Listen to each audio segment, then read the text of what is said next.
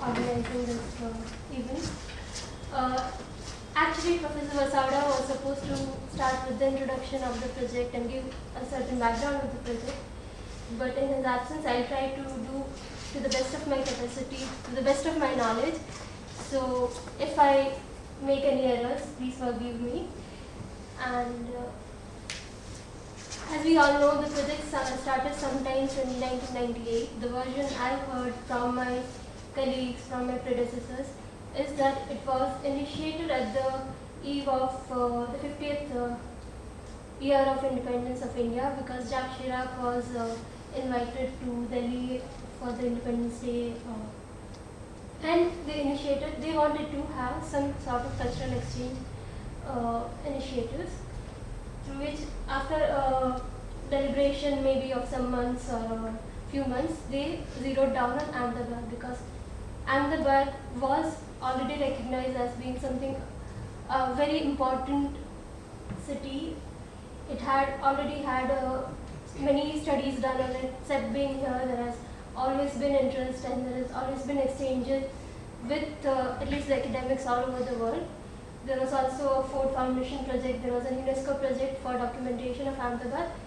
And due to all these initiatives and basically support of Ahmedabad Municipal Corporation, the willingness of Ahmedabad Municipal Corporation and CEP University, which had prepared certain ways in the documentation and studies, this project Ahmedabad was selected as a site. The project started in '98 with a French team of very illustrious, very well-known urban designers, architects, and conservation professionals in France, some of whom were my professors in France, and a young French architect who was also the state architect, as they have Architecte des Bâtiments de France, who led the team, which had people, all these experts from France, as well as many people from municipal corporation and some young architects from CEP, students from CEP, who started off with the first phase, which was the documentation, the urban documentation, updating of the cadastral maps and collecting a lot of database to set up a first maybe kind of recommendations or evaluation of the heritage of Ahmedabad. And this was published in 2001, if I'm right, as a book that most of you who are students of architecture know. It's recommendations for the revitalization of the walled city of Ahmedabad, which is published in 2001. And the second stage of the project started in 2002 with Mr. Pierre Cardo, who was a conservation architect, who was in charge of taking the project a step further by demonstrating the possibility of applying these recommendations. So, I have a basic introduction over here. The objectives of the project were, of course, research, documentation, and presentation of the built heritage of Ahmedabad to experts, to people, to architects, because there was a need to talk about it. There was a need to really inform people of what we have and how we should go about doing it. So the first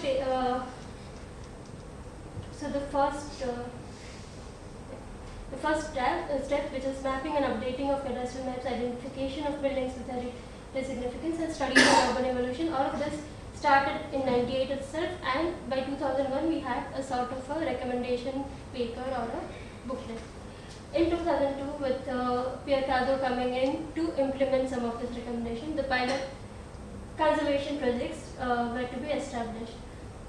To start with, when he came in 2002, there was not much funding available for restoration. There was a lot of understanding of how things work, how actually sites work, building sites work, which was remaining. So Pierre started off with documentation of traditional pole houses.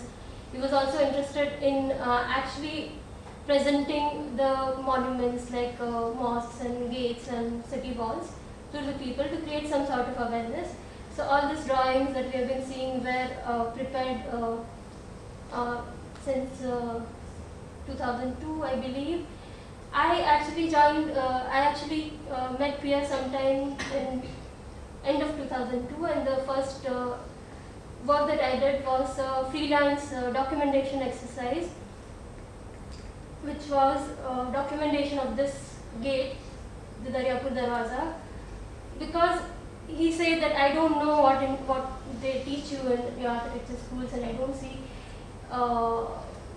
students coming in who are interested, or young architects coming in who are interested. And I said that I'm really interested, and I would like to be part of this project. So he says, okay, let's take a test trial. And he asked me to document this gate. And following which, I became part of the team in 2003. Please continue.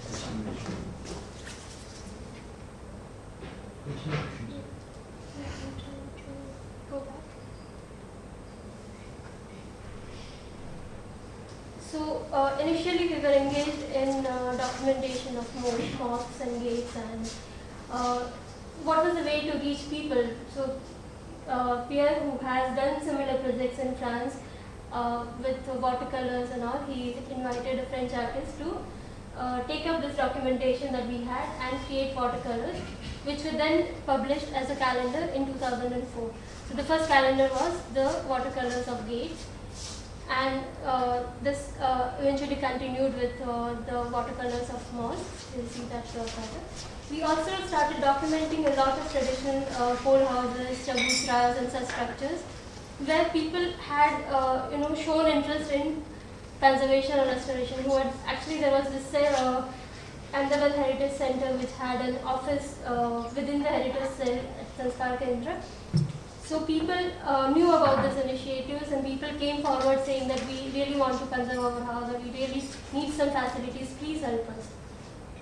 So all this documentation was carried out in the initial phases, and meanwhile the most important thing, the funding part that Mr. Philip has talked about, was also under process. And I think by the end of 2003, there was some sort of understanding with Hudco Bank for giving loans at a subsidized interest rate, which made it much easier for people, because as you all know, for old buildings it's very difficult to get loans for repairs or reconstruction. And getting the subsidy, which was facilitated by the French embassy through, I think, some sort of financial support also to Hudco. I'm not so sure about this. But so the house owners started getting loans at an interest rate of 4% for repairing these houses.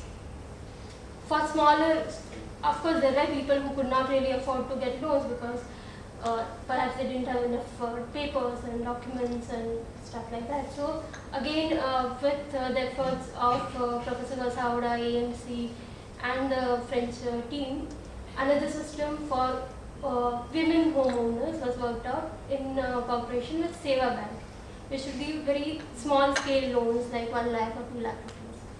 And through this, once these financial initiatives were established, all the documentation of traditional houses that was really done started becoming projects and work sites and all. So this were the objectives: knowledge sharing, capacity building, demonstration of economic benefits, supporting existing craft expertise, of course, and grading quality of life for people who were living in the post. Financial incentives were Hudco and Seva Bank loans that were made available. There was also a direct subsidy from the French embassy, which mostly was between 5 to 10% of the project cost, restoration, conservation cost. And of course, all the architectural services were provided free of cost. So this was a model that was to be established in longer run for the Heritage House Initiative or the Maison du Patrimoine, which would be part of AMC and which would provide this kind of technical guidance to the people.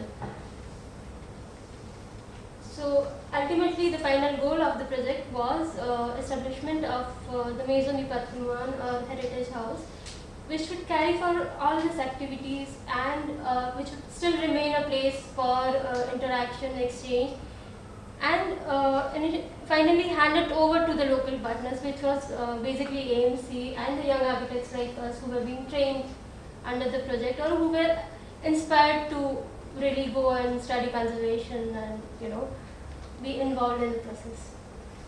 Excuse me, where was this thing? This house? I'll come to that.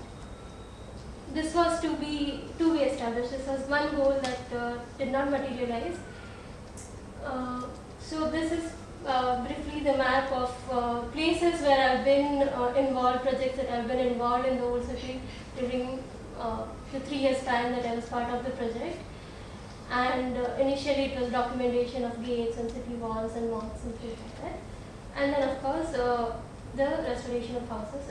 This is not much, this is nothing. So these are the initial documentations that and apart from this, some few gates I had done. It was again always the same exercise, measurements, drawing that I think all my students here are aware of. And I learned to be meticulous with my drawings, working with peers, so well, thank you to them. And this was very interesting for me personally because we had seen Yannick, who had done watercolors of the gates, and I would often stay back and really observe him. And when the watercolors of mosques were being done, Pierre had to leave for a month. He was on his annual trip to France, and there were these two which were remaining, and he was like, "Who will do it?" He was very worried, and I said, "Let me try." So, that was my first stint with watercolor. I'm sorry, it is becoming more about my part of the project, but I think that's what I can do best, and you'll get to know about the project through this, I hope. So then another important project that I was involved in was restoration of Tangshanli Haveli. Again, this was a very important project, and it was Pierre who was, of course, the driving force, but I was kind of the site architect and getting all the measurements and communicating with the people, because our craftsmen don't necessarily see the drawings or really read the drawings. So this is Tangshanli Haveli. This is the building where the Maison du Patrimoine was supposed to be established. So this is located, this is the building, this is the relief road. I mean, there is no relief road because this is an earlier map, but somewhere there is a relief road, and this is the Tangshanli road. Which Tangshanli Port this is? Yeah, this is Haja Pateni Pole, this is Tangshanli Pole, and the entrance is from Haja Pateni Pole. And this particular building is known as Tangshanli Haveli because it belonged to the Tangshanli family. Now, of course, they claim that they were the ones, the caretakers or the people who ran the mint during the Mughal period. We have no records, of course, but their surname is Tangshanli. No, this is possible. Yeah, no, it is very much possible, and their surname is even Tangshanli. Why it is possible? Because we are having records of the imperial karkhanas. Okay, the Persian documents are speaking about it. If we really look at the name, it is very much possible, and the location also, which is in Tangshanli Pole. Actually, Tangshanli Pole is just behind. So this was the plot, and what is remarkable about this building is that this was what we had, but actually the building was much larger. So this whole was the facade. We only had this much. This was in possession of AMC, and AMC had agreed to establish the heritage house in this particular building at the time. But if you look at the facade, it goes much longer. This photograph is not really good. But this is the largest wooden carved facade in Ahmedabad. It goes to up to around 25 meters. And this was the condition that we found that the building was when we started. Sorry, I'm trying to get the pointer. So some of the of course, the building was neglected over a long period of time, and it had also suffered during the earthquake because the building in front had fallen and you had a broken window and the roof was not there, so there was a whole lot of issues that are demonstrated better in this photograph.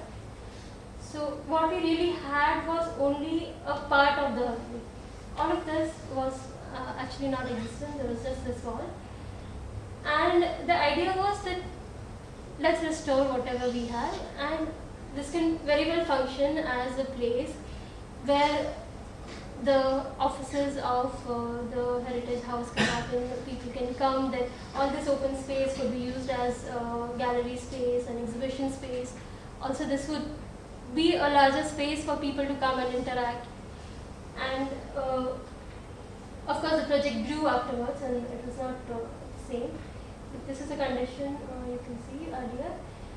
So the first project plan was this. This was the part that existed, and we were planning to use that as offices and exhibition area and meeting areas and all.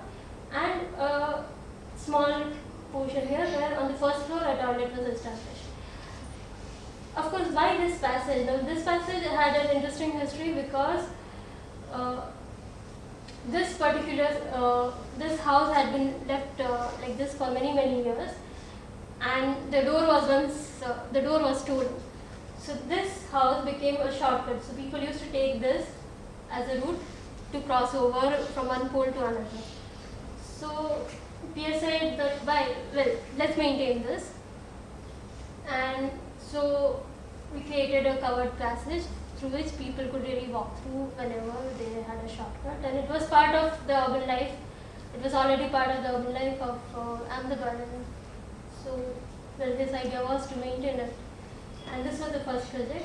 Somewhere once we started actually the site work in August 2003.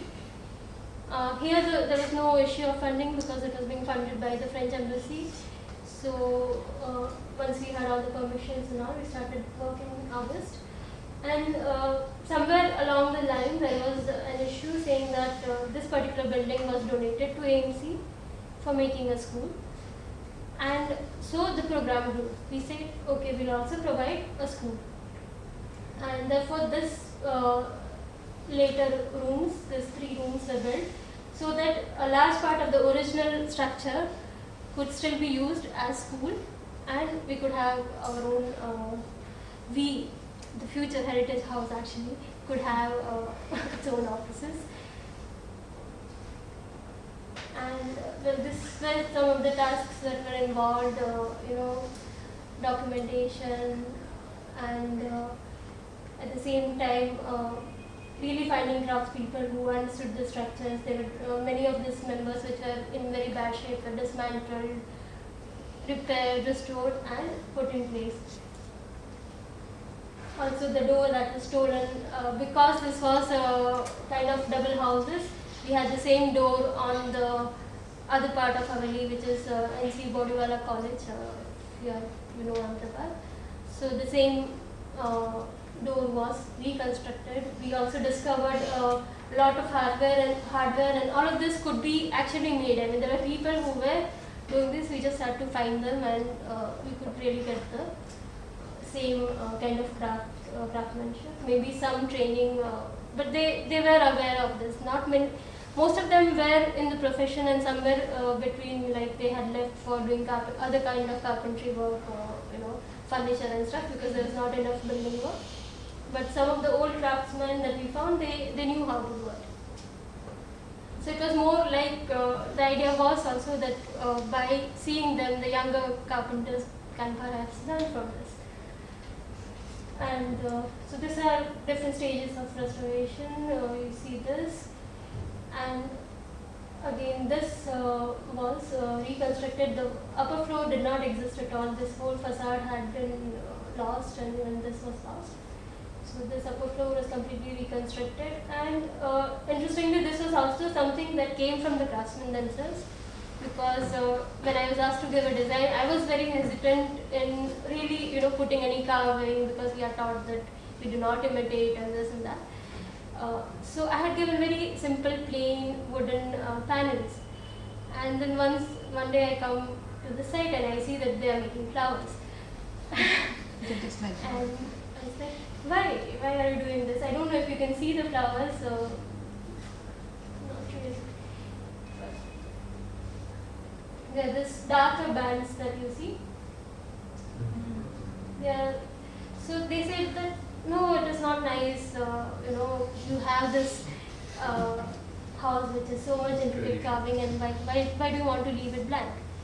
Of course, we had thought as architects that we'll give some setbacks and we'll give some shadows, and so it will still create the effect, but will not repeat the ornamentation. They said that they'll do it.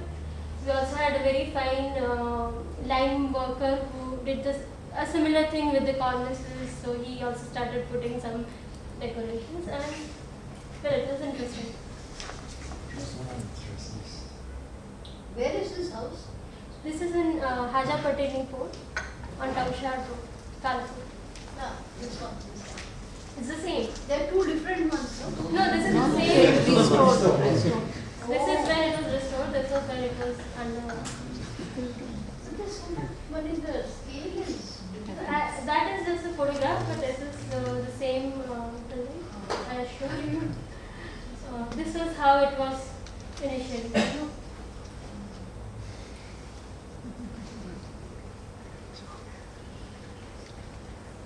And well, of course, the facade was restored. You can see this. I mean, the building might not be accessible, but the facade is very rich. And this was how the school was planned. And this is the upper room, because here there was some improvisation with the roof, because Ahmedabad roofs were traditionally much more intricate, but at the same time we had no record of how it was. So here we had created a truss which would be more resistant to the weather and earthquake forces and all, which was an improvisation on the original design, I would say. This photographs, you might wonder why I put, but well, I have an interesting story. This building, as you all know, that old pole houses, they have takas. Right, and while we were doing this, this was like a pilot project, a demonstration project, and we said that this house should absolutely have a taka. But we had no understanding, we had no records, we had nothing where could the taka be? So we couldn't find any taka, and we said, let's make one. So we start digging, and surprisingly, there is a thick layer of brick, and this guy, he says, no, there must be a taka. The contractor, there must be a taka, because they don't make in courtyards, they don't make this kind of brick layering. And then we were lucky enough to find a taka. You see the opening here, and then we could really reinstate the water harvesting. Interestingly, the taka of this particular house, it travels the common wall, and actually it extends to the next house. So original extents of the houses are also not really known. And I think this is one of the aspects of this houses which is the most interesting, because you really, I mean, this is not the only example where we have found takas. And I was very happy because we found it like 3 days before I was to leave for France. And I was feeling sad that I was leaving, some of the works incomplete, but I was very happy to have found this. And well, this picture is where we found the taka, is from 4th September, and on 5th September I was leaving for France. The project was completed after me by a young architect from CEPT, Shirish Joshi, who is now a professor in Kamla Raheja in Bombay. And Shirish also did many interesting projects, because there were 2-3 of us who were leaving the office around the same time. Pierre was also actually back in France. So we left him with a huge responsibility, and he has carried it out very well, I think. Of course, for my students who are sitting here, I'll tell you that there was a lot of experimentation, some of the things which perhaps would not really be as per your Venice Charter or the international charters, but we were working in very difficult situations where we had to really come to the level of what we were getting in terms of time and expertise, local expertise and also entrepreneurship, because while we could find could find carpenters, we could find line workers, but it was difficult to find a contractor who would really understand that conservation will require more time and he'll have to pay his people more because they are doing something very different than what they are doing daily. So this is one of the aspects where we did have to really and say come down a little bit in that aspect, and I would expect that this is only a demonstration project, but we could do better and better in terms of following international practices. But this was nevertheless interesting. And while I was really working on this project, because I would go to site daily, and there was an idea that, well, we have such a beautiful building, but how do we show it to more people, and how do we show people how it functions?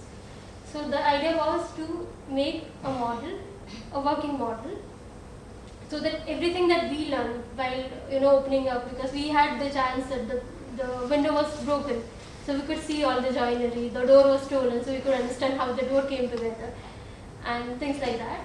So we came up with this model where the dimensions were taken from Tangshalvi Haveli. This is a scale model at 1:10, and everything that is dark over here is wood and the rest is masonry structure. And drawings were made at the same time, so there was measure drawing happening on site, and then the model was being made in the office.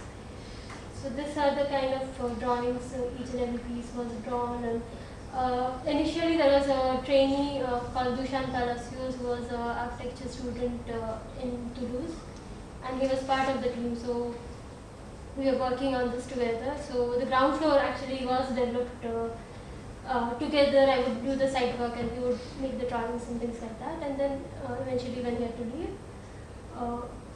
I carried it forward. So it's interesting because the carpenter, Babu Kaka, was one of the carpenters who was also doing the carving on site, and he was very slow. So we thought that, well, yeah, Philip has some experience with Babu Kaka. So we said that, no, he was actually a model maker. He did have understanding, but he was essentially a model maker. So we said, let's engage him in making the model. So this was actually, this is on site, this is in Tangshalvi Haveli. So some of the work was done directly over there because it was easier and we didn't have to make too many drawings initially. And then how the model actually continued to grow. This sequence is a little like this, but that's how slowly each and every piece was built. And idea was to display it in the heritage house so that students can come, they can actually dismantle and see how things happen. So this is about the model. I think I'm taking too much time, but the last project that I'll go through very quickly is restoration of the Mehta family's house, because this was again an important demonstration project where they had actually acquired the Hudco loan facility. So What that acquired? the Hudco loan facility, they had they could get loan from Hudco because they had government jobs and all. And this was the first house which was actually done under this Hudco agreement. So this was the original house, and there were two brothers, and the space was less and all. So they thought that let's buy the next house, and so that the families don't have to move apart and all. When they bought the house, they thought that well, we'll break it and redo or reconstruct as per our needs, because this house was in very, very poor shape. But then there was this talks about the project, and something might happen and they might get loans. And there were luckily one of the brothers actually moved to US. Yes, the elder brother moved to US. So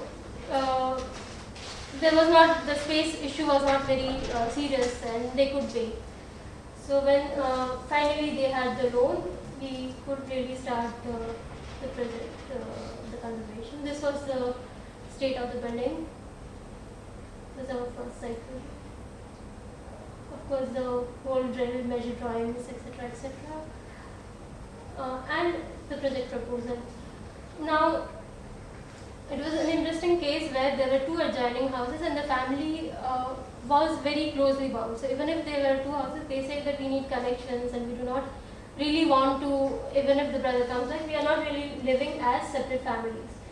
So we kind of changed a little bit. We had more connections established between, this is the new house and this is the door that can directly access the old house. I don't have the plan over here. But we were also tackling the problems of modern way of life, because there were no toilets in the house. There was no kitchen space. They said we don't require an elaborate kitchen space because we'll be using the old kitchen, but we need toilets. It was impossible for this house because all this is common wall. The only open facade was this much. So more than 90% was actually a common wall. And so we came up with the idea of creating a second courtyard wherein we could insert toilets.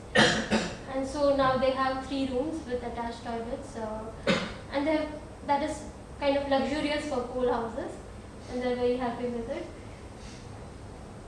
So this is the process, again carpenters, demolition. Also they had, talking about the European influences, they had very interesting false ceiling in plaster. Unfortunately, like we tried almost for a month to restore it, because we needed to dismantle it because all the wooden joists were decayed and they needed to be replaced. And after trying for a long time, we could not really do anything. So we took molds from this and same pattern was replaced.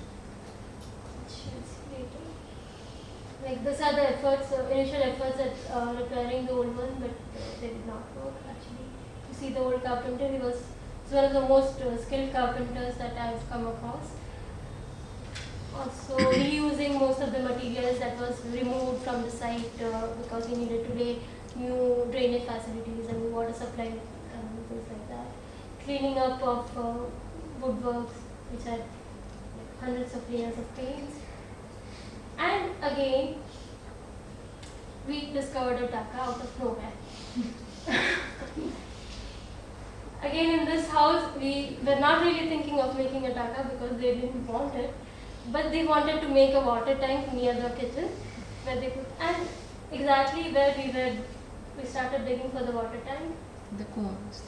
We found the taka because actually the taka is located below this. It's not below the chalk, which is normally its position. Here we had a very small taka, and the original kitchen is here behind. The kitchen in the original house. They wanted a taka near the kitchen and the puja and all, because taka water is believed to be pious and is to be offered to the god. I forgot to mention this is a Nagar Brahmin family. So this is the courtyard that was created. The taka, and it was built up discovery and cleaning up. And well, these are some before after shots. And I consider this project very successful because the owners are extremely attached to this house.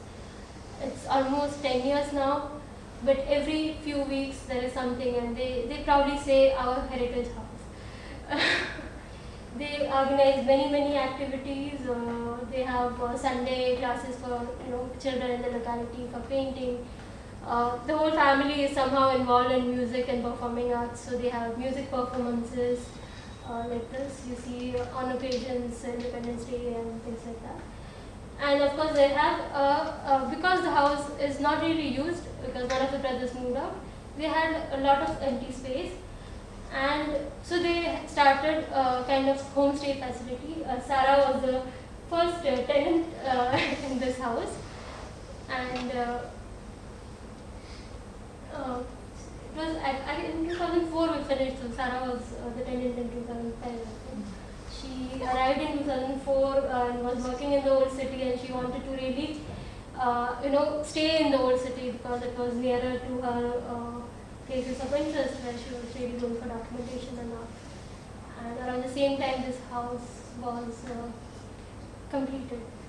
So this has continued even today. So they have lots of even Pierre Lachaise was. I met him at their house because he was staying here, and so this is a kind of a successful project.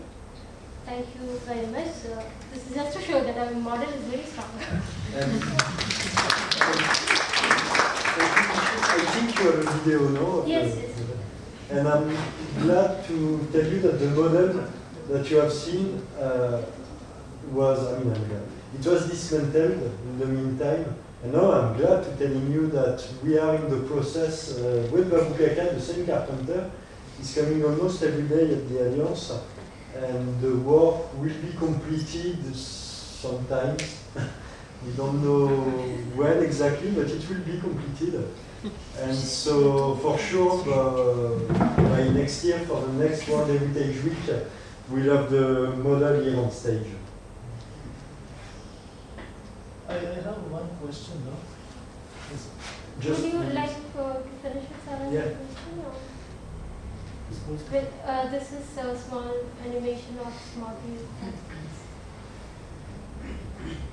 Perhaps it demonstrates how buildings are constructed.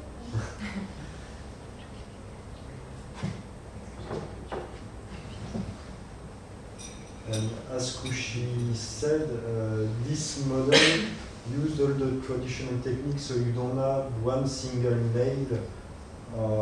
Everything comes together. And it's amazing to see, in fact, Babou Kaka working on it. And since then, we lost some pieces, so he has to recreate some of the pieces on the spot at the Alliance. Yeah. And that's the same Tangshan Yabeli. And maybe you don't This realize. is only the first bay. This is also not the complete house Yeah. because this is what we had on site. And I don't know if you realize the scale of that model, but Kouchi will say, No, but Babou Kaka was there. No? Oh, yes. On the model. Ah, So it is 1.1 meter in height. yeah. Oh, it's 1:10 scale.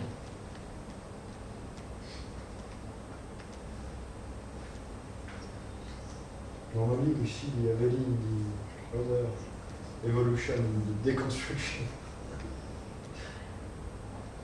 But I have one in on the other. So they have it. No, it's okay.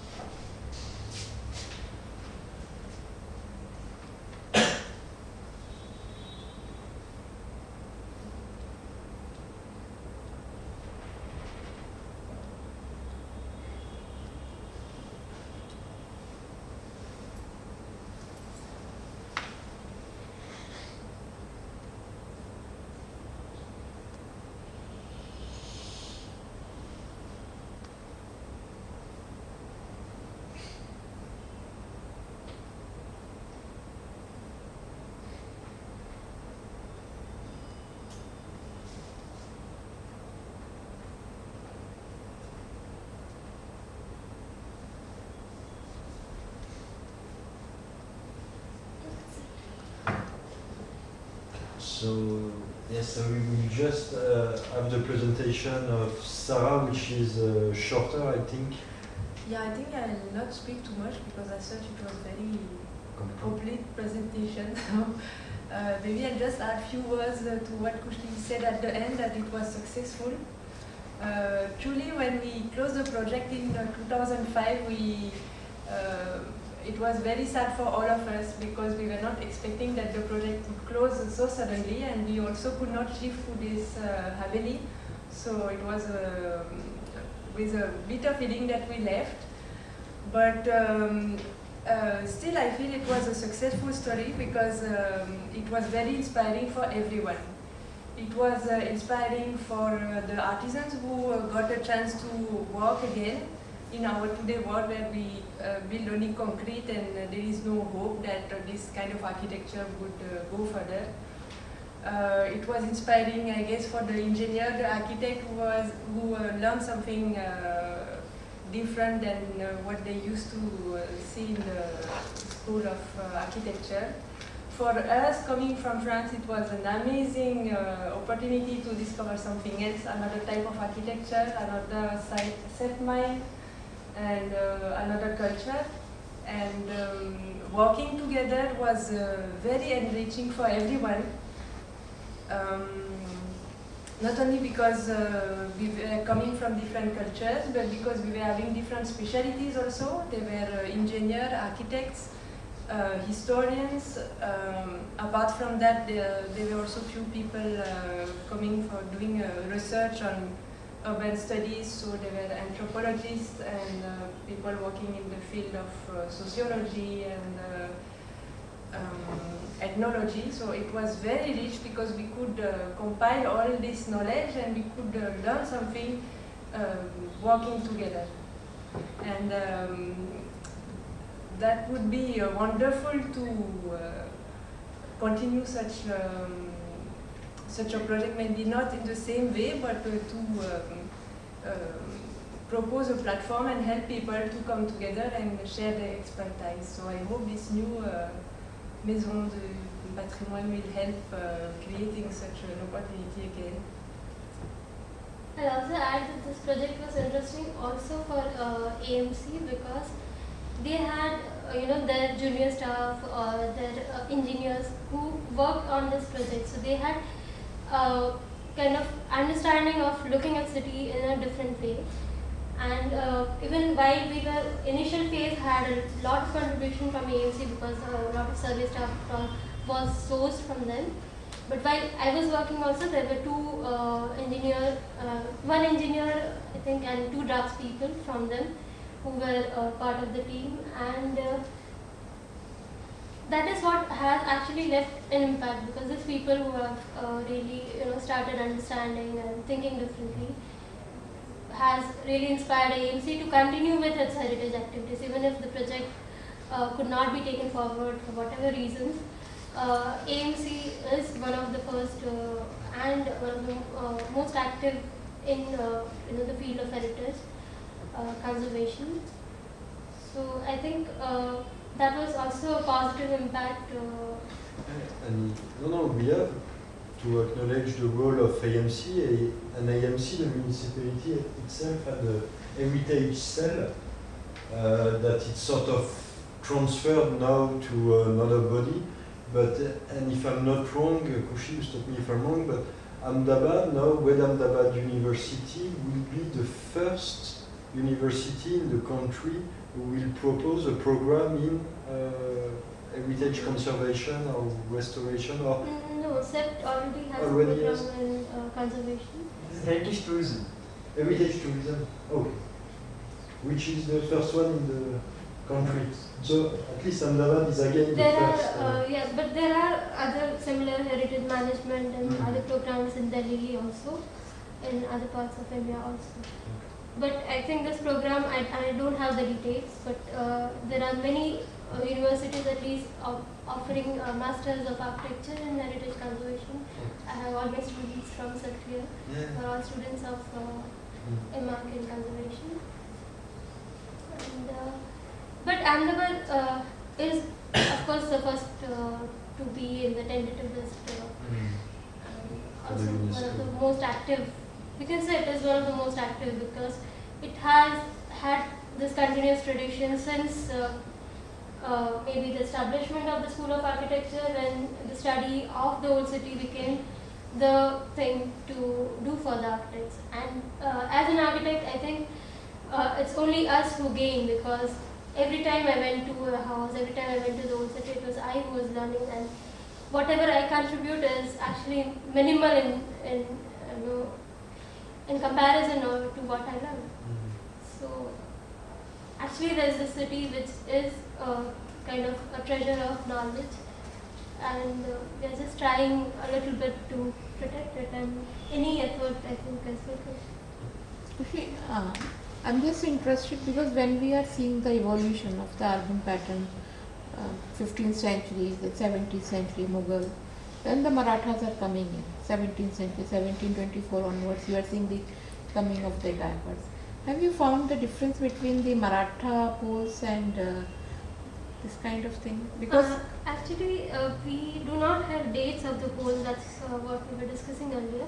But of course, there is some sort of evolution that can be seen on the facade, on the articulation of buildings, which various people have classified as, traditional Gujarati style or Sultanate style and this. But there are no real records or archaeological studies that support them. But yes, visually, in terms of articulation, you can maybe compare the elements. have you seen the poles of Baroda, the Yeah. Dandiya Bazaar and all? As Because I was studied just in looking at this and looking into an ordinary house in Baroda, I can see the difference.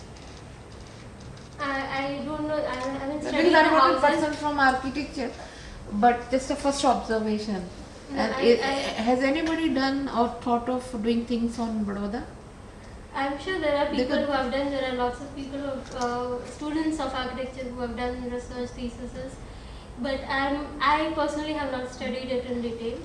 Because I teach a course Baroda Knowing Our City, and Sarah shares a few things with me, and we are in the making of a book on Baroda Knowing Our City. Of course, Baroda has the same maybe terminology because they have They have same terminology, they have the whole story. And we had once upon a, over a brief The period. fortified they area were- was actually known as Daulatabad. But It we was had not the same Baroda. rulers, no? Gaikwads were here also, and Yeah. when they established Baroda, I'm sure there was exchange. Also, this pole and this house typology is not restricted to Ahmedabad alone. There are Correct. variations with, of course, whatever regional variation or local variations, but this similar typology is found all over Gujarat. But I'm not, it's as okay, you see, this I graduated in 2002, and that's what I've been doing ever since. You said that the original plan for the Tangsha's Haveli was to set up the French heritage center, but eventually did not turn out to be. So what is It this was the- it was Ahmedabad Heritage Center. It was for the city of Ahmedabad and for So the one, what is happening right now? over there? nothing is happening. The building is locked. So, Already, like you made it, you restored it.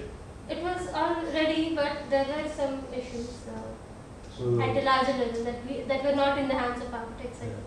no point to discuss about these issues because these issues remain and it's a public-private Yeah, issue, let's because- say. So it's okay over there on the map. You could see it was already. I mean, all the terminology, the visibility. Ahmedabad Heritage Center was created. This, let's say, service or this center had its own logo with the mix of the Indian and the French flag, and that you could see the logo on the big map over there at the bottom.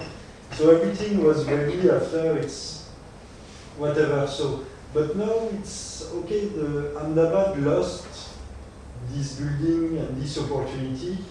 You have now sort of an heritage center which was created by Ahmedabad Heritage Cell and Rajiv Patel, which is located in. Thank you. Over there, you have the Alliance Française now who has its own sort of heritage section. You have CELT, you have Ahmedabad University. So the idea for Ahmedabad, you have many people working on heritage, as we all know. Some people are working in different fields of architect. You have different places like that where we could all meet to discuss about it. Today we are meeting at the Alliance, tomorrow we'll meet at CELT. Day after tomorrow we'll meet at Rajiv Patel Haveli, etc. And I think what they have created over there, it's similar similar. It's the kind of vision about the Ahmedabad Heritage Center. They have offices over there. They have place for exhibition. And tomorrow evening there's a piano concert. So it's working like that in the old city as an heritage center. So, Anyways, the aim of this project when it was started, it was a pilot project. So it was the first project of French government in India, and the commission had chosen, as Kushi was saying, commission chose Navad because it was having, it was looking like city could have an interesting heritage. The basic objective of this heritage was to speak about heritage, to train people to gain this knowledge of conservation, and help the people over here to take this initiative further. Yes. And from the beginning, the French government did not want to establish something in India. The idea was just to share the knowledge and help people from here to create their own project, then continue. So that's what happened. Actually, that heritage center was an end to this project, which would let the Indian side, which was AMC, and the local actors to take this initiative further. Of course, there would have been cooperation, which we can still have. There would always exchange of knowledge and exchange of expertise, which it could do to a certain extent. But the idea was that this becomes project of the people of Ahmedabad. And now this is happening in different places. Perhaps it would have been interesting here because then it would be with the government, and then the local government would really take charge of things.